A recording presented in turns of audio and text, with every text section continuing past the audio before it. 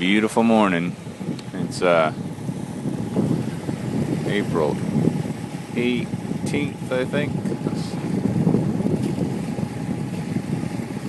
Yep, April 18th. We're about to leave the Gulf Stream and curve off toward Charleston a bit.